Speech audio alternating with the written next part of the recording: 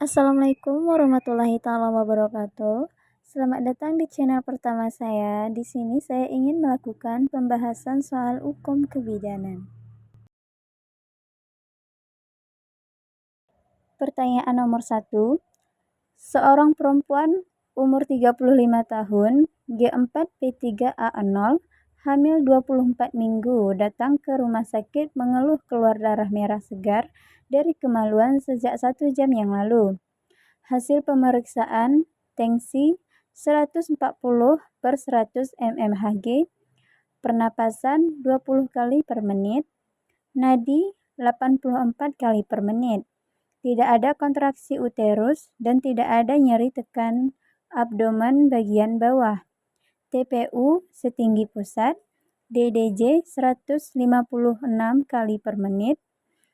Pertanyaannya, diagnosis apakah yang paling mungkin pada kasus tersebut? A. Plasenta previa, B. Sulocio-plasenta, C. Abortus imminent, D. Mola hidatidosa, E. Kehamilan aktopik. Pada kasus nomor 1 ini, yang menjadi data fokusnya ialah usia kehamilan 24 minggu, kemudian tidak ada kontraksi uterus, dan tidak ada nyeri tekan abdomen bagian bawah. TFU setinggi pusat dan DJJ 156 kali per menit. Maka untuk opsi jawaban C, D, dan E bukan jawaban dari kasus nomor 1. Karena opsi C, D, dan E, abortus imminent, mola hidatidosa, dan kehamilan aktopik, terjadi pendarahan di bawah 20 minggu, sementara pada kasus ini kehamilan masuk ke 24 minggu. Dan opsi B, sulocio-plasenta, adalah plasenta yang lepas sebelum waktunya, di mana ditandai dengan adanya hipertensi, kemudian warna merah kehitaman, adanya kontraksi uterus, dan nyeri pada abdomen. Jadi opsi B bukan juga. Lanjut ke opsi A, plasenta previa.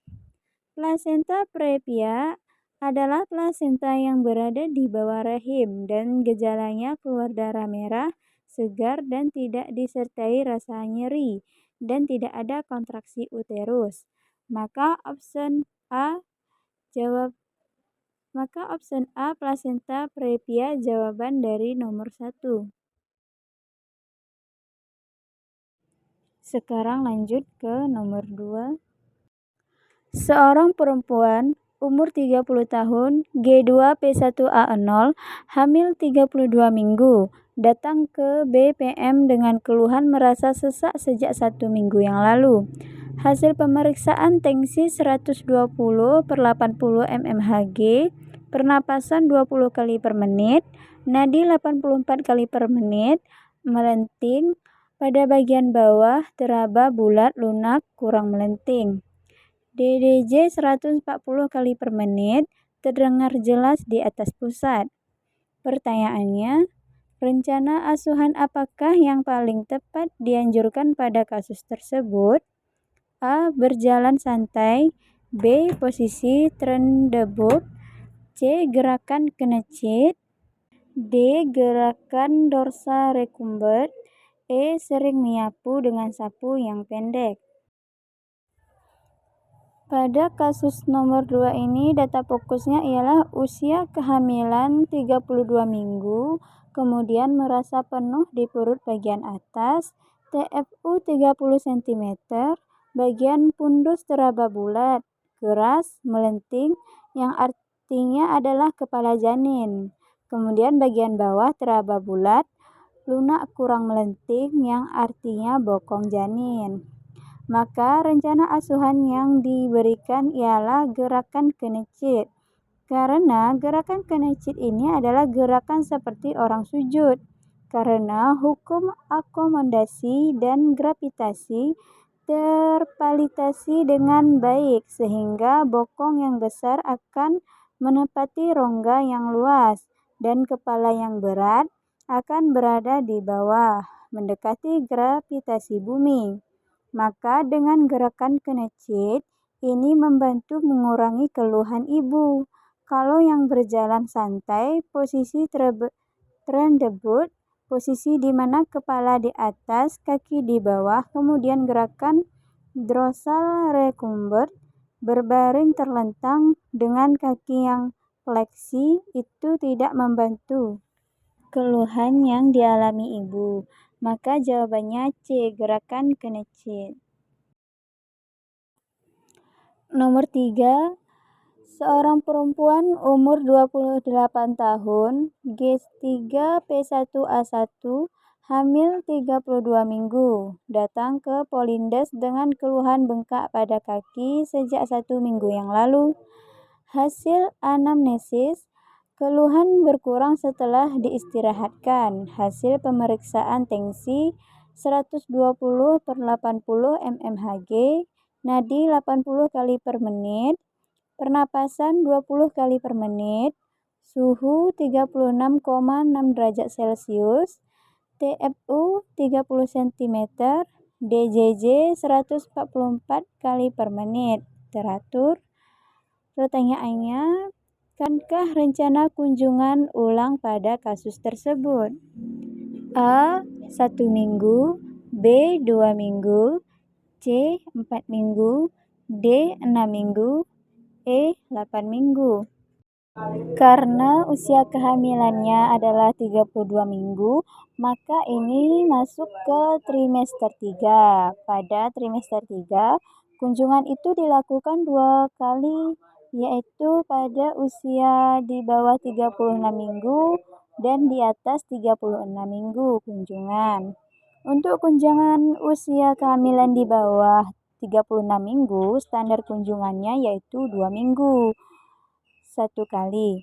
Kemudian pada usia kehamilan di atas 36 minggu, kunjungannya seminggu 1 kali. Karena pada kasus usia kehamilannya 32 minggu, maka jawabannya adalah B, 2 minggu. Lanjut nomor 4. Seorang perempuan umur 27 tahun, G3P1A1, hamil 20 minggu, datang ke BPM untuk memeriksa kehamilan. Hasil anamnesis, merasa pusing sejak 1 minggu yang lalu. Hasil pemeriksaan tensi 120/80 mmHg, nadi 80 per menit, suhu 36,6 derajat Celcius, HB 11,2 gram%. Pertanyaan, berapakah dosis tablet Fe yang dianjurkan sesuai kasus tersebut? A.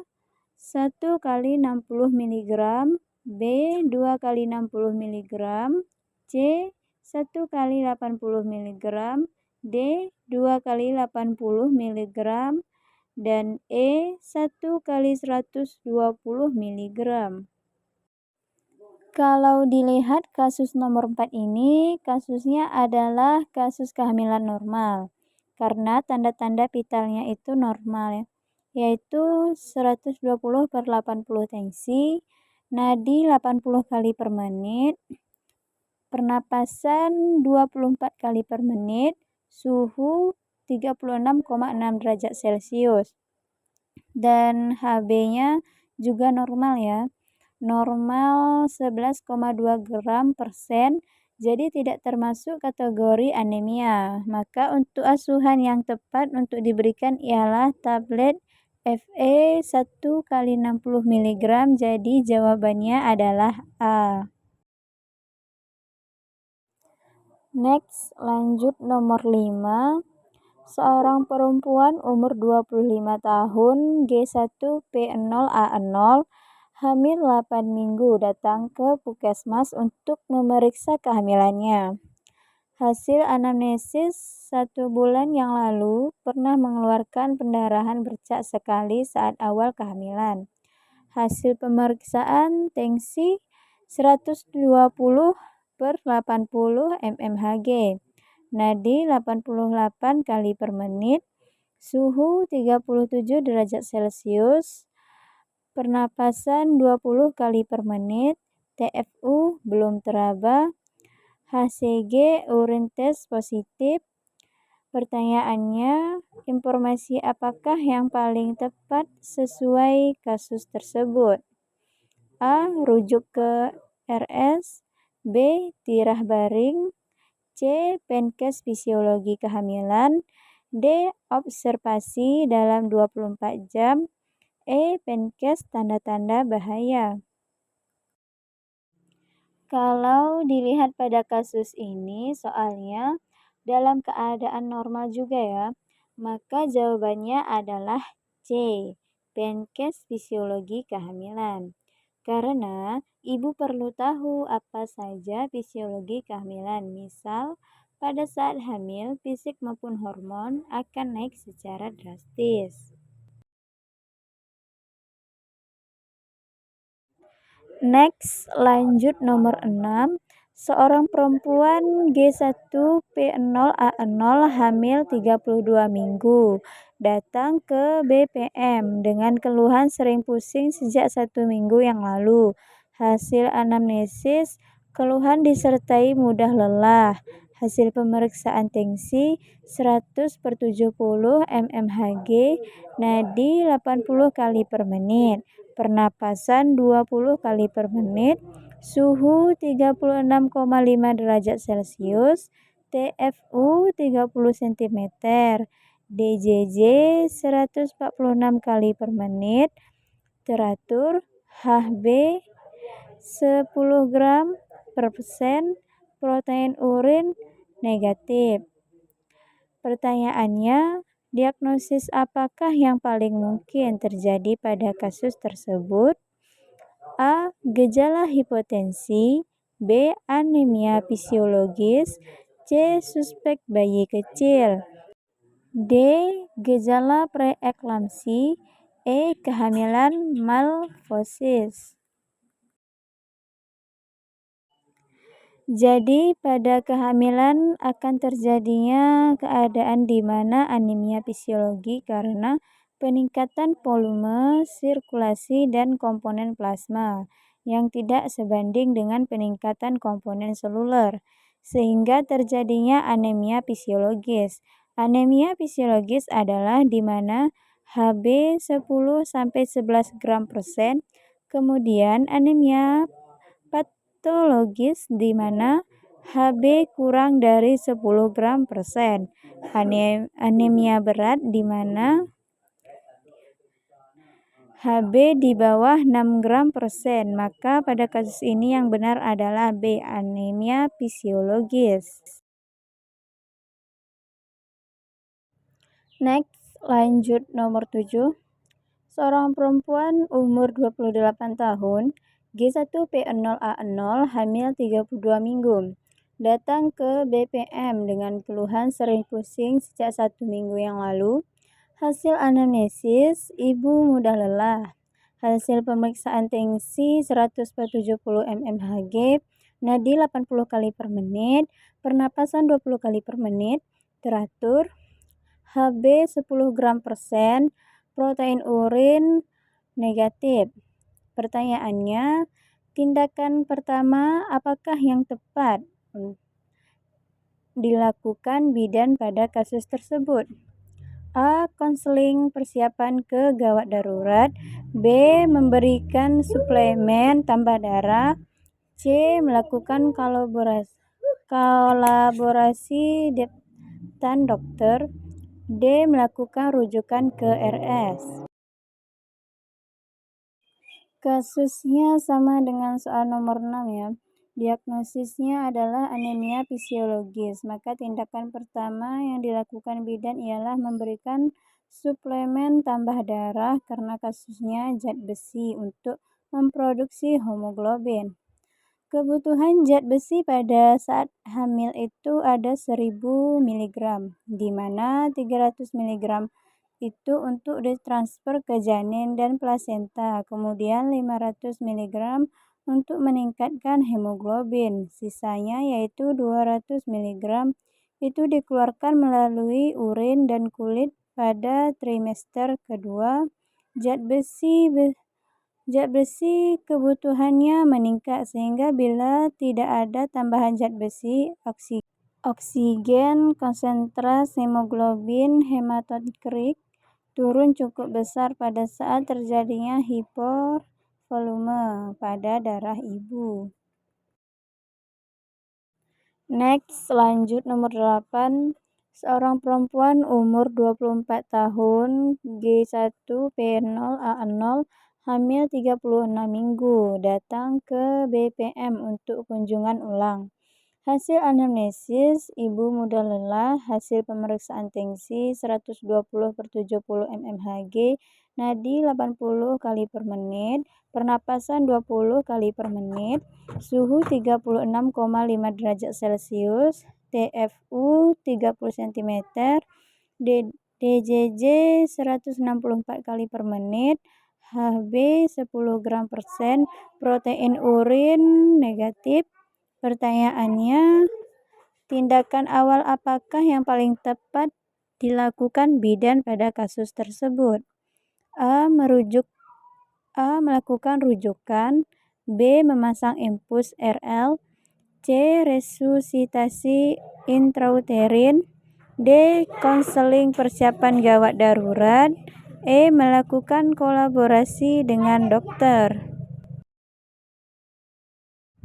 Di sini kalau dilihat kasus nomor 8 ini yang menjadi data fokusnya adalah usia kehamilan 36 minggu, TFU 30 cm, DDJ 164 kali per menit, yang artinya adalah kasus fetalis yang dimana janin kekurangan oksigen. Itu terlihat dari DJJ, yaitu 164 kali per menit. Sementara untuk DJJ yang normal ialah 120/160 kali per menit. Kemudian TFU 30 cm ini tidak sesuai dengan usia kehamilan yang sudah 36 minggu. Kalau menurut rumus McDonald yang menghitung usia kehamilan TFU kali 8/7, jika TFU-nya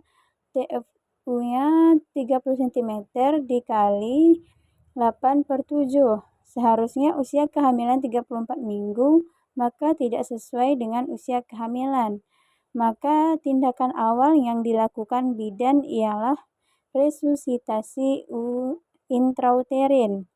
Kewenangan bidan adalah merujuk, tetapi tindakan awal adalah resusitasi intrauterin sebelum dilakukannya rujuk, di mana memastikan ibu mendapatkan oksigen yang cukup dan infus yang memenuhi asupan cairan ibu, dan posisikan ibu dengan berbaring sisi kiri supaya mengurangi tekanan rahim pada pena kava yang dapat mencegah aliran darah plasenta maupun janin. Jadi jawaban nomor 8 adalah C, resusitasi intrauterin. Sekarang nomor 9. Seorang perempuan umur 24 tahun, G1P0A0, usia kehamilan 38 minggu, datang ke BPM dengan keluhan nyeri perut sejak 2 jam yang lalu. Hasil anamnesis, sering pusing sejak 1 bulan yang lalu. Hasil pemeriksaan tensi 100/70 mmHg, nadi 80 kali per menit, pernapasan 20 kali per menit, suhu 36,5 derajat Celcius, TFU 34 cm, DJJ 105 kali per menit, HB 11 gram persen, protein urin negatif. Pertanyaannya, diagnosis apakah yang paling tepat pada kasus tersebut? A. Gawat janin, B. Anemia ringan, C. Kehamilan normal, D. Suspek janin besar, E. Hipotensi. Sekarang yang menjadi data fokusnya adalah usia kehamilan 38 minggu, hasil anamnesis sering pusing sejak 1 bulan yang lalu, TFU 34 cm, DJJ 105 kali per menit. Di sini menunjukkan bahwa ini fetal distri juga, kasusnya yaitu gawat janin, ditandai dengan DJJ yang 105 kali per menit, karena DJJ normalnya adalah 120 kali per menit per 160 kali per menit. Kalau gawat janin, DJJ-nya di atas 160 atau di bawah 100, maka jawabannya adalah A. Next, lanjut nomor terakhir yaitu nomor 10. Seorang perempuan umur 22 tahun G1P0A0 hamil 36 minggu datang ke BMP dengan nyeri perut sejak 2 jam yang lalu. Hasil anamnesis sering pusing sejak 1 bulan yang lalu.